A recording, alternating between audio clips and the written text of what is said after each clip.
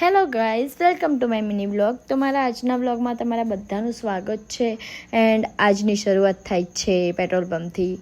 અને હું પહોંચી ગઈ હતી ફુલારવાળાના ત્યાં, કેમ કે મારે ફુલાર લેવાનો હતો.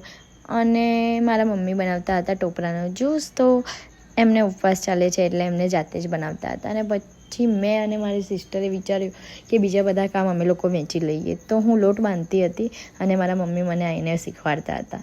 મને આવડે છે તો બી મારા મમ્મીનું કહેવું તો હવે માનવું જ પડે. અને એમને મને કહેતા હતા આમને આમ આમને આમ. તો મેં કીધું સારું, તમે કહો એમ.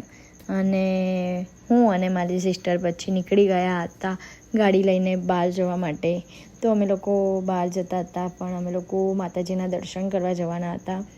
તો અમે લોકો પહોંચી ગયા હતા માતાજીના મંદિરે. કાળકામાનું મંદિર છે અને અહીંયા પૂજારી મસ્ત સફાઈ કરતા હતા અને મંદિર બી બહુ મસ્ત સાફ સુથરું હતું. અને ઘરે આવીને મેં બનાવી લીધી હતી મમ્મી માટે ચા. હવે ચા બનાવીને પછી મમ્મીને ચા આપી પછી સીધી થઈ જાય છે સાંજ. તો મમ્મી જમવાનું બનાવતા હતા અને આ કેરીની ચટણી મમ્મીએ મસ્ત બનાવી લીધી હતી અને દાળની તૈયારી બી થઈ ગઈ હતી.